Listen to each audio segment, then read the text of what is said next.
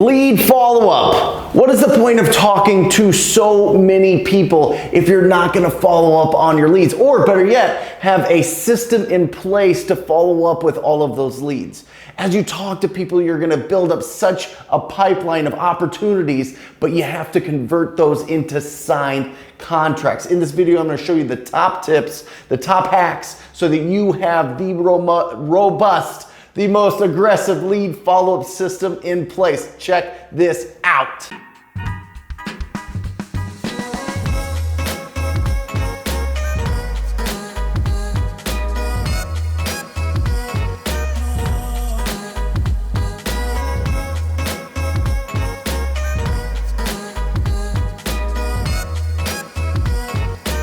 Hey everybody, it is Brent Daniels, and on this video we're going to be talking about aggressive lead follow-up. Now, this all starts, the pinnacle of this is all about your pre-qualifying on the front end. Remember, we pre-qualify based on 4 things: condition of the property, timeline to sell, their motivation to sell, and their price. This is what makes them an actual lead. So a common mistake that I see with people starting out, even people that have experiences, they are not pre-qualifying aggressively, so they're keeping too many people in their lead follow-up that aren't actually leads. And this is a huge mistake, because what happens is that it hides all the best leads from you.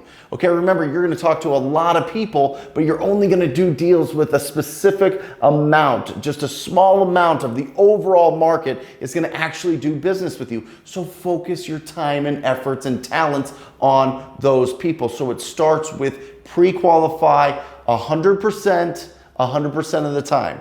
Okay, condition, timeline, motivation, price. Now, listen to me. Leads are not like wine and cheese. They do not get better with age, okay? You need to be on top of this right away. If you've got a lead and they're hot, you need to communicate with them as much as possible. Now, we in my company have what's called the 3x3 rule, okay? After we get a lead in, then we do 3 follow-up calls, 3 voicemails, and 3 text messages. Now, some people go bananas, and you might hear that people do it 10 or 12 or whatever. We don't want to be obnoxious. We don't want to cause a lot of friction, so we do a 3x3. Listen to me.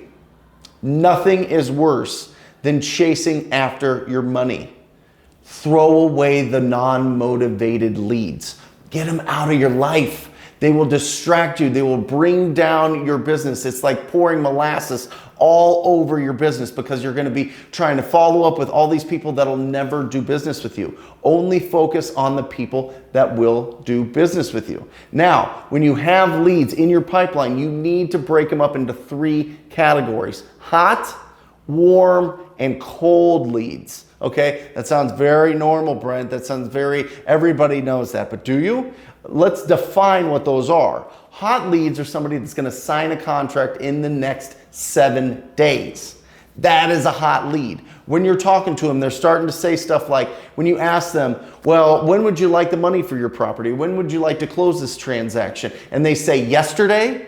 That should be some alarms going off in your head that this is a hot lead. When they're saying that they have to get rid of it, that they have to make a decision, that they have a foreclosure coming up, that they have a tax sale coming up, that they have to sell it in the next week because they're only in town for that long, these are the leads that you want to hone in on and really focus.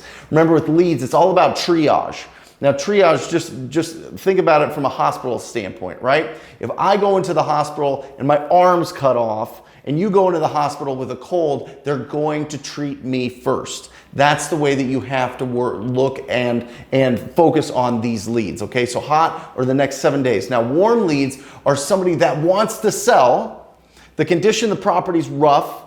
They're motivated for whatever reason. There's a million different reasons. The price point's right where you need it, but they need more. Their timeline's longer. These are people that are about 30 days out to 60 days out. These are your warm leads. These are the ones that you want to keep in. You want to stay in front of them, but you need to respect their timeline. Now, a lot of the times these people will kind of stiff arm you a little bit because they're not really ready. Maybe they're more of an amiable personality, you know what I mean? So they don't want to disappoint you by giving you a time when they want to sell it. They're just kind of wishy-washy, you know what I mean? That doesn't mean that they're bad leads, it just means that that's their personality. So you have to cater to that. So you need to be initiating constantly. These people will not be responding to you all the times, but you keep constantly touching them, just letting them know that you're there, communicating with them. That's really, really important with these warm leads, with the timeline. If they say, hey, listen,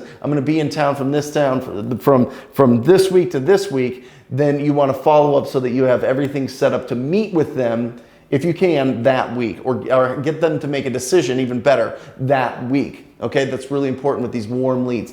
Don't let them kind of, just float away, or don't let somebody that's more aggressive than you. And when I say aggressive, I don't mean like verbally. I don't mean like they just show up out of the blue at the property. I just mean that they pick up the phone and spend 30 seconds hand dialing and calling them. That's all I mean by aggressive. I just mean taking the action. Now, do not fall in love with the systems that automatically drip campaign and do all this and that. And I get it, people get deals from it, but they get like 2 deals a year. Come on, like be real. Pick up the phone. It takes 30 seconds to call somebody, have a conversation, and or leave a message or text message, okay? Take the action. There's a funny little meme out there that talks about lead follow-up, and it's like, pick up the phone, I'll send them an email. Pick up the phone, I'll send them a text. Pick up the phone, you know what, I'll see if they're at home, I'll just stop by. Just pick up the phone. That is the key to lead follow-up. Pick up the phone, make the call, take the action. It works, okay? And then we have cold leads. Now, the only reason I suggest that you keep a cold lead in your lead follow-up is if the property's completely destroyed. Listen, they have to do something. They have to make a decision at some point. Either they have to have significant investment, significant capital put into the property to fix it up, to sell it, or they have to sell it to a cash investor. That's it. They have 2 options there, okay? So more likely than not, they're going to go with option B there, where they're going to sell it to an investor. So stay in front of them. Sometimes these people just take a long time to make decisions. And it doesn't mean you're wasting your time leaving them a voicemail, texting them here and there. Now, this breaks that 3x3 rule that I told you about leaving 3 voicemails, 3 calls, 3 voicemails, 3 texts. What I mean by that, just to kind of peel back the layer there, is you want to be in conversation with them. So if they're texting you back, that resets the clock. If you answer the phone, that resets the clock. If they call you back and leave a voicemail, that resets the clock. Like, as long as they're communicating with you, keep them in there. But if they're dead, if they're not motivated, if they're not ready to make a decision, get rid of them. Get rid of them. It's going to save you so much. Here's another huge hack that I love. Every lead that you have, at the top of that lead, or in your mind, but if you have them printed out or something, put your average assignment fee on top of that.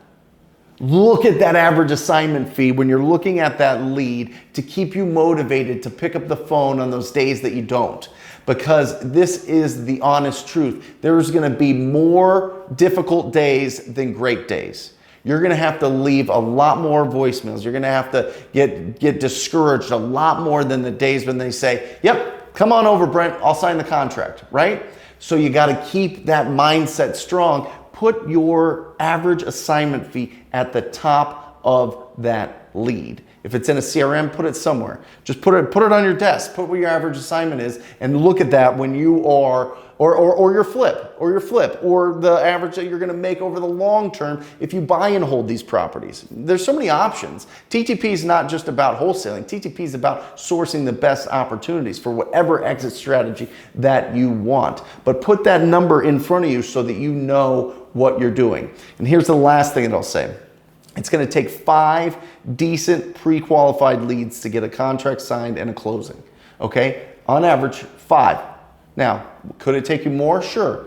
Could it take you 2? Sure. I'm just saying on average, 5 decent, good leads to get one closing. So you got to be constantly adding to the top of your funnel. You got to be constantly talking to people and bringing more people in so that you can make a bigger impact in your community, in your marketplace. So I hope you love this lead follow-up. It's simple, it's easy. Just the most important thing here is take action, pick up the phone, make sure lead follow-up is sacred time.